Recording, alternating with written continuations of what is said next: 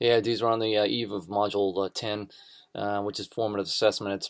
It's probably my favorite because it's the area of research that I kind of focus myself on. It's one that I've presented on a number of times at conferences and things like that. And formative assessment, I think, is very, very vitally important in online learning. So I'm going to talk about that in a minute. But I just want to touch on, if I can. I don't think I can just be that brief about it. But I mean, I'm just so pleased with the Clark and Mayer presentations that you put together. They're just really, really fantastic. And I think I sound like a broken record when I keep saying this. That I think your work has just been fantastic, and as a group, it's really, really been fun to be a part of this whole thing. But with the Clark and Mayer, it's it was just the way that these presentations came together, and the way you illustrate you know Clark and Mayer's multimedia principles through a multimedia presentation. And and I just saw some examples where you just say, okay, well, here's what Clark and Mayer say, and then you just show it right to me. It just blows my mind, and it's just so fun.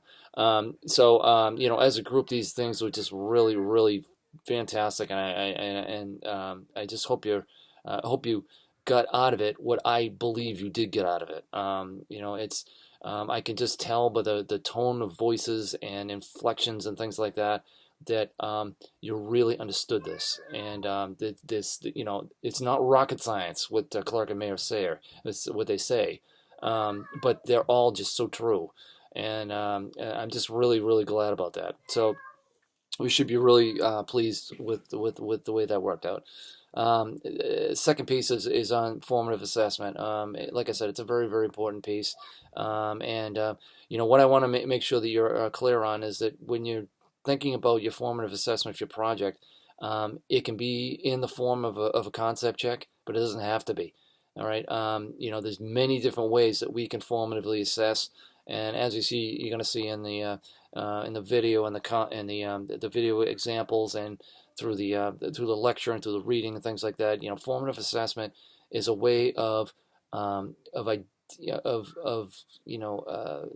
making these feedback connections with students, so that so that the instructor and so that the student knows where they are in the midst of a lesson, and so that they are following along, they're keeping pace with the instructor, they're not getting confused, and that we have that moment in time where we step in and make an assessment of whether they're following along and properly, and they're understanding and getting what's going on, because we don't want them to go any further if they're not, and if they are, fine, we're going to progress moving forward.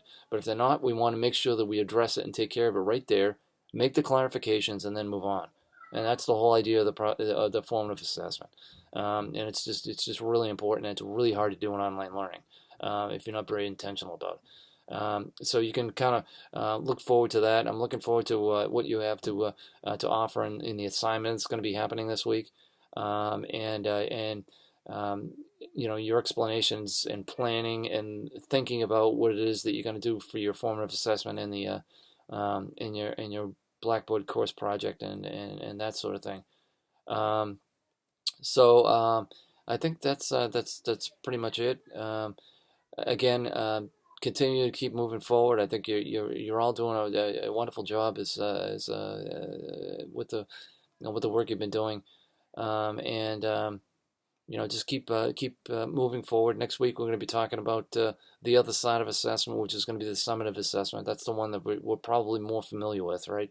Um, and you're going to be creating an assignment or some kind of an exercise, some kind of a performance situation in your own course with that, and it's going to be accompanied by a rubric too. So you're going to actually get after you know uh, seeing rubrics quite a few times with your work this year, your work this semester. You're actually going to see the rubric broken down, and familiarizing you with that, so that you can incorporate a really good rubric with your assessment or assignment or whatever it's going to be in your course. All right. So again, have a wonderful week. You know how to reach me. It's through the Q&A, or it's through the That's through the email and so forth. And I hope you have a wonderful week. Take care.